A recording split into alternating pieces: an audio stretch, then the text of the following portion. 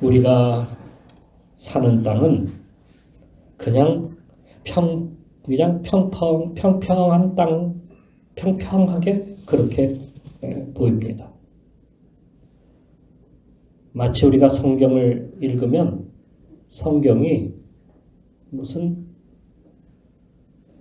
그냥 평평한 그냥 일반적인 그런 책처럼 보인다 하는 것입니다.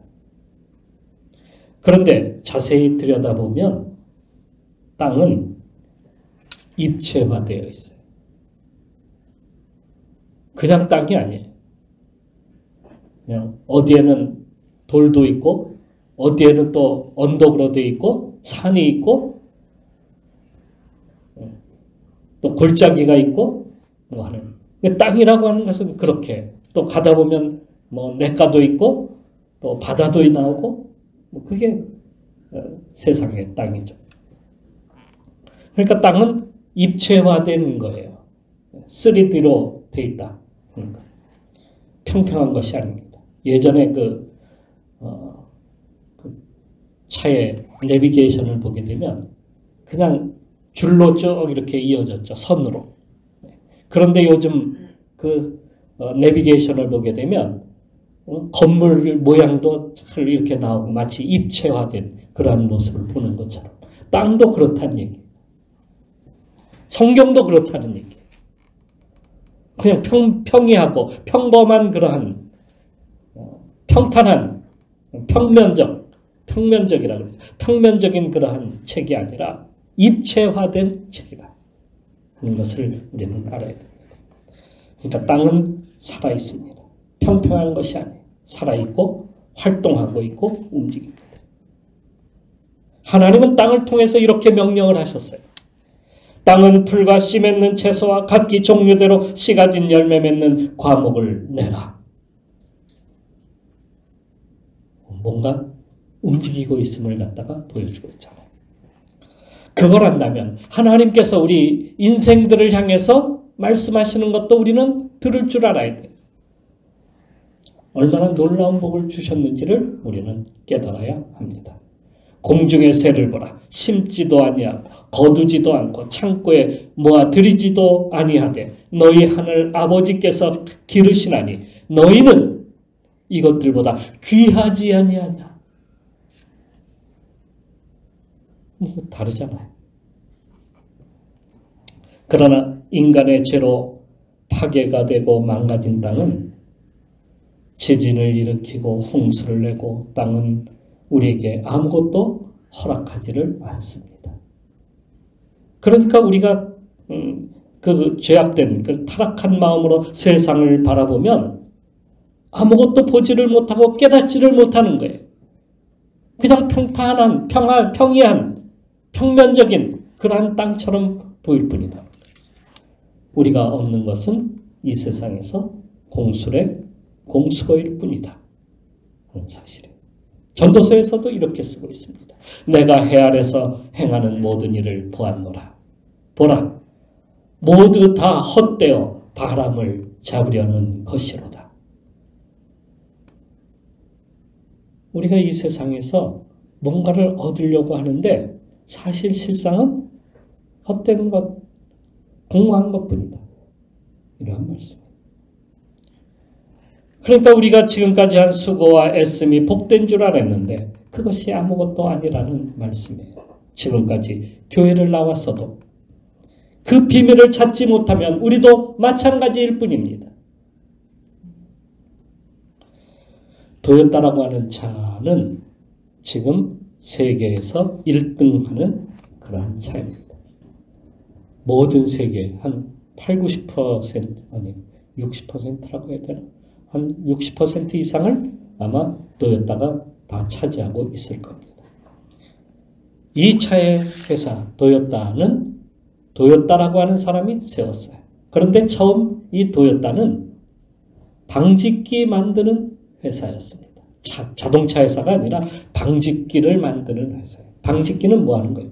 실을 짜는 자동화된 시스템. 그거를 만들어요. 과거 우리 조상들은 목화를 갖다가 재배하여서 거기서 실을 뽑아냈어요. 이 목화가 처음 우리나라에 들어온 것은 고려시대예요. 한반도에 처음으로 들어온 건 고려시대. 문익점이란 분이 원나라의 사신으로 갔다가 거기에서 솜처럼 자라는 어떤 식물을 보게 됐어요. 그게 목화라는 거예요. 근데 우리 고려에는 그것이 없어요. 고려시대, 고려 때니까. 그래서 그가 돌아오는 길에 이 원나라에 재배하던 이 목화씨를 갖다가 몰래 부통에다가 가지고 10개를 가지고 들어왔다. 그래서 이것을 고려에서 가져다가 이 한반도에 심었는데 이게 성공을 거둔 거예요. 그래서 우리나라도 목화솜 시대를 갖다가 열어놓게 되었어요. 이 이불과 그리고 옷을 만드는데 활용을 했죠. 그래서 추운 겨울에 우리가 추운 겨울을 날 수 있었던 것은 이 목화솜 때문이었어요. 그런데 딱 거기까지였어요. 일본은 우리나라보다 100년 늦게 이 목화를 갖다가 재배하게 되었어요. 그들은 그런데 그것을 이용을 할 줄을 알았어요. 그래서 경제와 군사에다가 이용을 했어요. 선박용 돛을 만들어서 먼 바다로 나가서 고기를 잡아왔어요.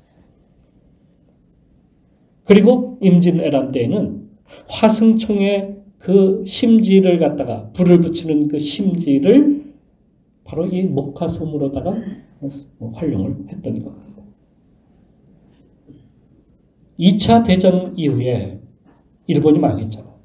그런데 그때의 도요타라고 하는 청년은 실을 뽑아내는 기계를 갖다가 자동화하기로 막고 그거를 갖다가 만들어냈어요. 그래서 그걸 방직기, 도요타 방직기 회사로 탄생시킨 겁니다. 그런 그가 미국을 갖다가 방문하게 되었는데 미국에서는 그때에 무슨 일이 있었냐면 자동화 시스템을 이용해가지고 차를 갖다가 막 찍어내는 거예요. 그게 바로 포드 회사체. 포드 차는 자동화 시스템을 이용해가지고 차를 갖다가 만들어내기 시작을 했던 겁니다.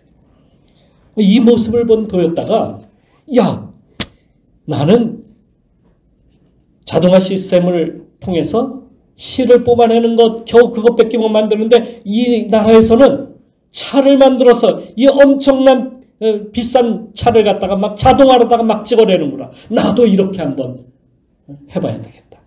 해서 이 방직기 회사를 다 처분하고 자동차 회사로 전환을 시켰어요. 그게 바로 오늘날 도요타 회사가 된 겁니다. 도요타 회사는 렉서스 돌풍을 일으켰어요. 렉서스라고 하는 혁신의 그 상징 렉서스라고 하는 돌풍을 일으켜서 세계 시장을 갖다가 단번에 석권을 해버리고 말았습니다. 물론 일본은 우리보다 목화를 재배하여서 옷을 만드는 기술이 우리보다 몇 년? 100년 정도 엄청난 100년이면 뭐 강산이 몇 분 되는 겁니까? 100년 늦었지만 그들은 목화씨를 언제 받았느냐를 중요하게 여기지 않냐고 어떻게 이용할 것인가에 중점을 두었기 때문에 비록 우리보다는 한참 늦었지만 그들은 그것을 잘 이용하여서 우리보다 더 많은 부를 갖다가 창출해내게 된 것입니다. 그러니까 교회에 내가 언제 나왔느냐 이게 중요한 것이 아니라 말씀을 듣고 그 말씀을 나의 삶에 즉각적으로 행하느냐 안 하느냐 이것에 따라서 우리의 인생이 달라질 수 있다는 얘기. 그래서 성경은 이렇게 말씀합니다. 먼저 된 자로서 나중되고 나중된 자로서 먼저 될 자가 많으니라. 말씀을 보고 그냥 왔다 갔다 하는 것이 아니라 그 말씀을 보고 그 말씀을 나의 삶에 그대로 적용을 시키는 그 사람이 복이 있다. 들을 게 있는 자는 들으라. 이 말씀을 오늘 하고 있는 거예요. 자, 그러면 복의 비밀지도를 열어보도록 합시다. 거기엔 4개의 밭이 지금 나옵니다. 어디로 가야 될까? 먼저는 길가, 그리고 돌밭, 가시덤불, 그리고 좋은 밭, 이 4개의 밭이 성경에 나옵니다. 그러니까 우리가 그냥 길이니까 뭐 안 되지. 당연히 안 되지. 좋은 밭이니까 거기는 물론 좋은 밭이니까 열매도 많이 맺겠지. 그냥 표면적으로만 이렇게 볼 것이 아니다 하는 겁니다. 성경은 그렇게 평면적인 성경이 아니에요. 자세히 들여다봐야 우리가 그 속에 감춰져 있는 입체화된 그것을 갖다가 볼 줄 아는 사람이 진정으로 살아있는 신앙을 갖게 됩니다. 성경은 살아있고 역동적인 거예요. 그걸 우리는 알아야 돼요. 자, 잘 봅시다. 씨가 길가에 떨어졌다는 것은 하도 사람들이 밟고 지나가서 단단하게 굳은 땅이다. 그런 말씀을 하는 거예요. 그게 길가죠. 사람들이 밟고 지나가 딱딱한 땅, 굳은 것. 마음이 굳고 생각이 고정되어 있는 그런 사람들이 있어요. 고착화된 그런 사람들. 변하지 않아요. 단단해. 세상을 오래 살다 보니까 사람들은요. 외피가 단단해진다고 해요. 나이가 들면 외피가 단단해져. 다른 사람들이 누가 뭐래도 듣지를 않아. 고집이 세. 이게 나이가 든 사람들의 특징이에요. 칼로 찔러도 들어갈 자리 없을 정도로. 그런 사람들이 있다. 사상적으로도 굳어져서 아무리 진리를 말하고 옳은 것을 보아도 변하지 않는 쇠기의 경일기 그런 사람들이죠. 무식해서가 아니라 외피가 단단해져서 그렇다는 거예요. 나를 방어하는 그 방어 기능이 너무너무 많아. 그래갖고 누가 뭐라 그래도 나에게 들어오지를 않아.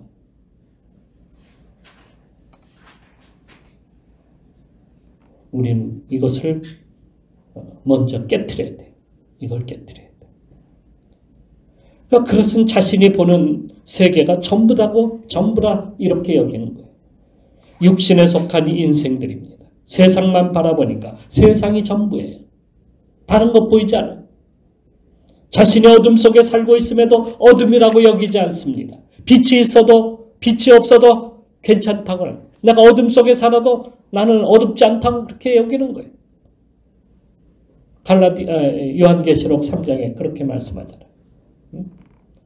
벌거벗었어도 자기가 모르는 거예요. 나는 괜찮다 이렇게 생각하는 거예요. 사람들은 여기서 뭔가를 갖다가 얻으려고 합니다. 그래서 도시로 사람들은 모여들고 건설하고 일을 해서 돈을 법니다. 바벨탑을 건설하고 인간이 스스로 유토피아를 갖다가 세웁니다. 하지만 거기에는 따뜻함도 평화도 정의도 진리도 없습니다.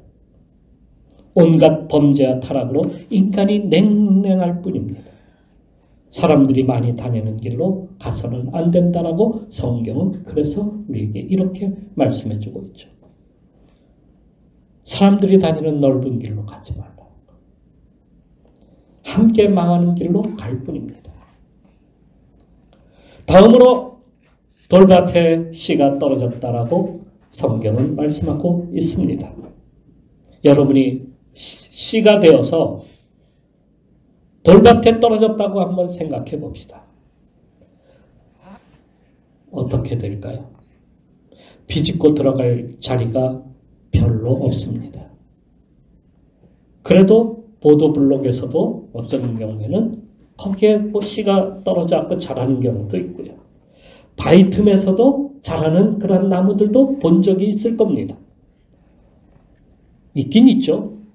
없다고 그렇게 말씀드리는 것은 아닙니다. 하지만 그것을 보면 생명력이 참 대단하다 이렇게 신기하게 여길 뿐이지 그 나무가 풍성하게 자라서 열매를 맺을 것이다 이렇게 생각하는 사람은 아무도 없어요. 거기는 풍성함이 없어요. 그냥 마음이 졸여서 사는 것. 그러한 인생에 예수님의 비유에서도 비슷한 비유를 하고 계시는 것이 나오는데 등불을 켜서 등경 위가 아닌 상 아래에 두면 빛이 나갈 수 있습니까? 없습니까? 나가긴 나가죠. 그런데 멀리 가지를 않아요. 그 밑에만 밝을 뿐이에요. 그러니까 어둡기는 매 한 가지. 빛은 위에 있어야 제대로 그게 제 기능을 하는 거예요. 그죠? 우리가 여기 빛을 갖다가 어디에다가 둡니까? 천장에다가 매다는 거 아니에요. 이렇게 다 이렇게 해놔야지 여기 전체가 밝은 것이지. 이 강대상 아래에다가 빛을 두면은 여러분은 저를 볼 수도 없어요. 깜깜. 책도 보기도 어렵다. 그런 말씀이에요. 왜 그렇게 살지? 왜 그렇게 살아요? 위에다 두면 훤하고 편할 텐데. 아직도 책상 밑에다가 등을 달아두는 그런 사람들이 있다는 거예요. 진리를 어디에서 찾는 거예요? 땅에서만 찾는 거예요. 진리가 왜 땅에 있는 거예요? 진리는 땅에 있지 않아요. 이스라엘로 비유하자면 길가는 소돔과 고모라와 같은 것이고 돌밭은 광야와 같은 겁니다. 광야엔 비가 잘 내리지 않습니다. 광야에는 쉴 곳이 별로 없습니다. 뜨거운 태양, 밤에는 춥고 먹을 것도 없습니다. 돌밭으로 이루어졌습니다. 이스라엘이 그 힘든 광야 생활을 과거에 몇 년 했습니까? 40년 동안 광야 생활을 했어요. 그것은 그들이 아직도 가나안 땅에 들어갈 준비가 되지 못했다. 그런 뜻이에요. 미안하지만 거기 불을 요거 가운데 거 좀 꺼주세요. 전사님, 그 위에.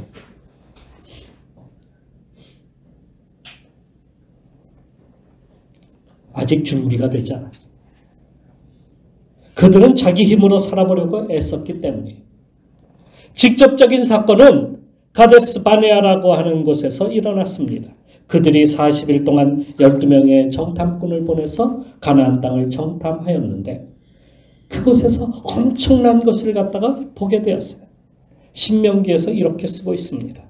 그곳은 골짜기에든지 산지에든지 시내와 분천과 샘이 흐르고 밀과 보리의 소산지요 포도나무와 무화과와 석류와 감람나무와 꿀의 소산지라. 엄청난 것을 보았어요. 그런데 그들이 본 것 중에 또 하나가 있는데 그곳에 사는 원주민들이었습니다. 거기서 네피림 후손인 아낙 자손의 거인들을 보았나니 우리는 스스로 보기에도 메뚜기 같으니 그들이 보기에도 그와 같을 것이니라. 민수기 13장 33절. 이런 메뚜기 가슴으로 무엇을 하겠습니까?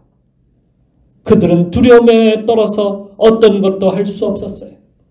결국에 그들은 들어가지 못하고 40일 정탐한 것을 따져서 40년간을 광야를 갔다가 뺑뺑 돌 수밖에 없었던 겁니다. 메뚜기 가슴으로 가나안 땅에 못 들어가는 거예요. 이런 마음으로는 가나안 땅 정복의 비밀 지도를 갖다가 더 이상 열 수가 없는 겁니다. 지도가 가리키는 것은 여기가 아닌 이런 것이 아니에요. 믿음이 없이는 아무것도 할 수가 없다는 말씀이에요. 믿음을 가져야 그 땅을 정복할 수 있는 거예요. 믿음은 바로 우리에게 용기를 더해 주는 거예요. 다른 곳으로 가봅시다. 이번엔 가시덤불입니다. 여기는 씨가 떨어져 자라지만 수풀로 가득하여 그 기운으로 인해서 자라지 못하고 열매를 맺지 못합니다. 인도에 가면 바냔이라고 하는 나무가 있어요. 바냔. 반얀나무. 우리는 이것을 갖다가 벵골 고무나무라고 이렇게 부르죠. 우리는 뭐 이 정도 크게 자라는 거 봤습니까? 그런데 인도에서는 그게 엄청나게 커요. 이 나무는 희한하게도 줄기에서 이렇게 뭐 뿌리 같은 것이 쭉 나와요. 나와가지고 이게 땅에 들어가면 그게 뿌리가 되는 거예요. 그게 뿌리가 돼. 그래서 뿌리가 줄기를 따라서 뿌리가 내리는 거예요. 줄기를 따라서. 공중으로 뻗은 가지가 뿌리가 흘러서 내려와서 땅에 닿으면 땅에 자리를 잡고 그리고 뿌리를 박습니다. 이 공중 뿌리는 점점 굵어져서 결국에 가면서 나무를 갖다가 계속해서 이렇게 떠받치는 기둥이 되는 거예요.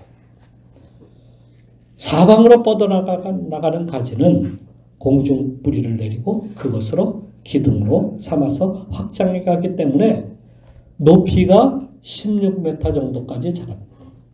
그리고 둘레는 지름이 16m밖에 안 자라지만 옆으로는 어마어마하게 뻗어나가는 거죠. 400m 이상 막 뻗어나간다는 거예요. 이 정도 되면 운동장을 갖다가 다 덮고 마는 거예요. 학교 운동장 다 덮어버려요. 어떤 나무는 나무 기둥이 3000개에 이른다는 거예요. 그러니까 뿌리가 얼마큼 된다는 거예요. 3000개에 이르는 거예요. 웬만한 동산에 동산 하나를 갖다가 다 덮어버리는 거예요. 3000개면 그렇잖아요. 그죠? 네. 문제는 이 나무는 나무가 너무 커서 숲을 갖다가 다 완전히 덮기 때문에 그 밑에 다른 것들이 자랄 수 있을까요? 아무것도 자라지 못해요. 햇빛이 들어가지 못하고 양분을 갖다가 다 빼앗아 가니까 어떤 것도 그 밑에서는 자라지를 못하는 거예요. 여기에 말씀에 가시떨기에 떨어진 씨는 어떻게 될까요? 그 기운이 다 막혀버리는 거예요. 햇빛도 들어오지 않죠. 양분도 다 빼앗겨버리죠. 그러니 저마다 거기에서 서로 그 양분을 빼앗아 먹기 위해서 서로 경쟁을 해야 되고 싸워야 되는 거예요. 살기 위해서 얼마나 우리는 발버둥 쳐야 됩니까? 그래서 우리 염려가 많아지고 근심과 걱정이 많아지는 거예요. 조금이라도 더 먹어야 되니까 무엇을 우리가 더 먹어야 되니까 말이에요. 무엇을 먹을까 무엇을 입을까 더 염려와 근심이 더 많아지기 시작하는 거예요. 인생 자체가 우울하고 인생 자체가 병들고 평안이 없어지는 거예요. 나도 모르게 화가 날 뿐입니다. 어느 날 설교 중에 목사님이 이렇게 말을 했어요. 세상에서 가장 차가운 바다는 썰렁해입니다. 그런데 여러분, 세상에서 가장 따뜻한 바다는 어디일까요? 예, 맞습니다. 사랑해입니다. 우리 모두의 마음이 항상 따뜻한 바다와 같이 사랑하는 마음이 있기를 원합니다. 이렇게 목사님 설교가 끝을 맺자 평소 교회도 안 나오고 무뚝뚝한 남편으로부터 사랑해 라는 소리를 듣고 싶었던 한 여집사님이 집에 돌아와서 남편에게 애교가 섞인 말투로 똑같은 질문을 했습니다. 세상에서 가장 차가운 바다는 자기야 뭐야?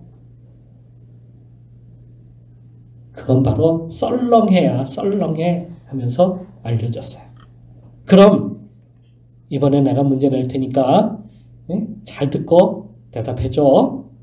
자, 그럼 세상에서 가장 뜨거운 바다는 어디일까요? 남편이 머뭇거리자 갖은 애교를 떨어가면서 이야기합니다. 힌트 줄게요. 당신이 나에게 늘 해주고 싶은 말 있잖아. 그거예요. 그게 뭔데? 아이 귀찮다. 귀찮게 자꾸 와서 뭘 자꾸 얘기하자는 거야. 이렇게 귀찮은 듯이 남편이 말하면서 뒤에 한마디 합니다. 아, 열받아.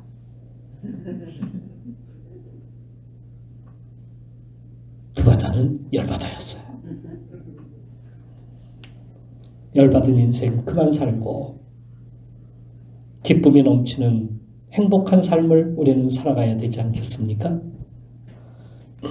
이번엔 씨가 좋은 밭에 떨어졌다고 합니다.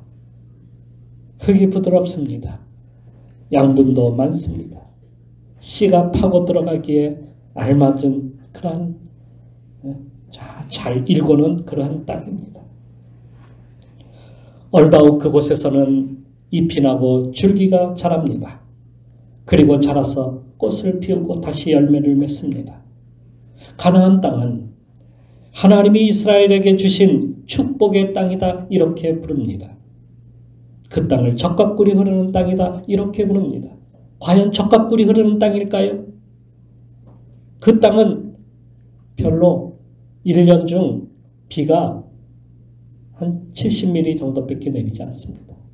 우리는 2070mm가 냅니다. 거기는 70mm 정도밖에 안 돼요. 그런데 젖과 꿀이 흐르다니요. 비도 잘 내리지 않는 그 땅이. 좋은 땅이란 그런 것을 이야기하는 것이 아닙니다. 적절하게 비가 내리고 적절하게 땅이 반응을 해줘야 그게 좋은 땅이죠. 비가 아무리 많이 내리면 뭐랍니까? 다 쓸러져 내려가는 거예요. 그렇지 않습니까? 그러니까 우리가 하나님 말씀이 떨어져도 그 말씀을 그냥 뭐 별로 그렇게 감각 없이 귀하게 여기지 아니하고 그냥 흘러 들어버리게 되면 아무 그냥 의미가 없는 거예요. 말씀이 하나의 말씀이라 할지라도 그것을 소중히 내 마음에 받아 누리게 되면 그게 나에게는 귀중한 말씀이 된다. 그런 겁니다. 그게 좋은 땅이 될 수 있다는 거예요. 우상을 섬기고 그들이 행하는 대로 땅을 경작하면 거기에는 좋은 것을 거둘 수 없다라고 성경은 말합니다. 이렇게 쓰고 있어요. 호세아서 8장 7절에. 자, 들어보세요. 저희가 바람을 심고 광풍을 거둘 것이라. 심은 것이 줄기가 없으며 이삭은 열매를 맺히지 못할 것이. 서로 맺힐지라도 이방 사람이 삼키리라. 잘 되면 뭐래? 예? 다른 나라가 와서 다 뺏어가면 소용이 없잖아. 아무 소용이 없는 거예요. 우리가 하나님 말씀으로 돌아와 경작할 때에 좋은 땅이 되는 거예요. 그러니까 그 말씀에 순종하게 되면 하나님께서 우리에게 열매를 맺게 해주신다 이렇게 말씀하고 있는 겁니다. 하나님이 함께 하셔야 된다는 거예요. 그래야 그 땅이 좋은 땅이 되는 거예요. 하나님이 적절하게 비를 내려주시고 하나님이 적절하게 바람을 주시고 그래야 그 땅이 열매를 맺고 그 땅이 정말 축복의 땅이 되는 것이지. 비가 열매를 싹을 키워야 될 때 비가 내리지 않으면 그 땅은 말라버리는 거 아니에요. 열매를 맺어야 되는데 비가 내리지 않으면 그 열매는 어떻게 됩니까? 알곡이 없어져 버리는 거예요. 적절하게 필요에 따라서 비가 내려주고 적절하게 그것에 따라서 만들어 가야 돼요. 그러면 그것을 우리는 어떻게 되냐? 그 적절한 것을 갖다가 이용할 줄을 알아야 돼. 하나님의 말씀이 우리 가운데 떨어질 때 적절하게 그것이 나에게 정말 필요한 말씀이다라고 그것을 갖다가 바르게 이용하면 그것이 좋은 땅이 된다는 얘기예요. 그것이 열매를 맺는 땅이 되는 겁니다.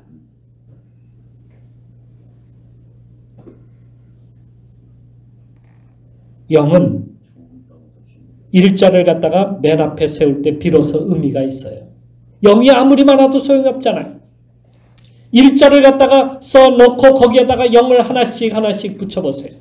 영을 하나를 붙이면 10, 둘을 붙이면 100, 셋을 붙이면 1000, 넷을 붙이면 10,000, 그리고 10만, 6을 붙이면 7을 붙이면 그 다음에 계산이 안 되네.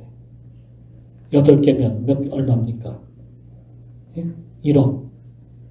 15개 붙이면 15개 붙이면 1000조. 16개 붙이면 1경.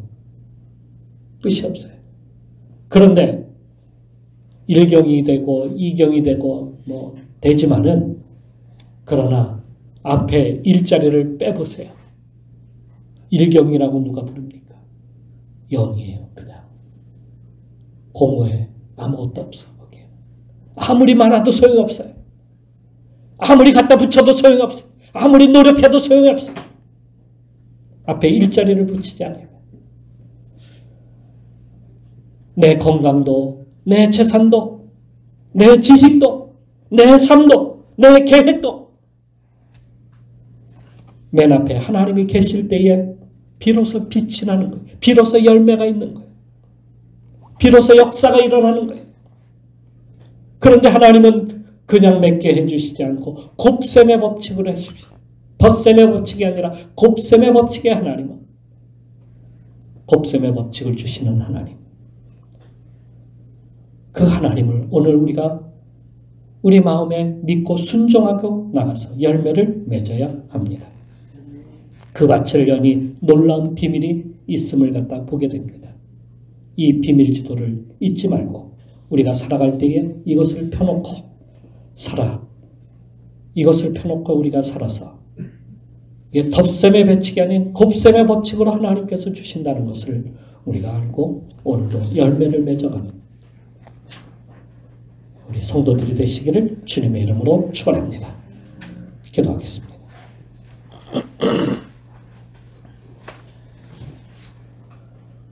시카고 대학에 벤자민 블룸 교수라는 분이 있는데 미국의 저명한 스포츠, 예술, 학계 여기에 다양한 분야의 두각을 나타내는 120명의 리더를 갖다가 조사해서 그들이 눈부신 성공을 거둘 수 있었던 원인을 알아보는 연구를 하게 되었다고 합니다. 거기서 얻은 결론은 성공에 영향을 끼치는 결정적 변수는 선천적인 재능이나 후천적인 양육 과정이 아니라 어떤 가치관을 쫓아가느냐, 그게 중요했다고 합니다. 어떤 가치관? 우리의 가치관은 하나님 제일주의. 예수 그리스도께 뿌리를 내리는 삶을 살아가는 겁니다. 주님이 함께 하셔야 우리 인생이 달라지는 겁니다. 주님이 함께 하셔야 우리 인생이 열리는 겁니다. 주님이 함께 하셔야 우리 인생의 열매가 넘치고 주님이 함께 하셔야 우리 인생의 복이 넘치는 겁니다. 그러기에 오늘 우리는 올해에도 주신 말씀 가지고 하나님 중심으로 살아가야 되지 않을까요? 이 시간 우리 주님께 기도하면서 주여 나에게도 말씀 중심, 하나님 중심으로 살게 하여 주옵소서. 우리 같이 기도하면서 나갑시다.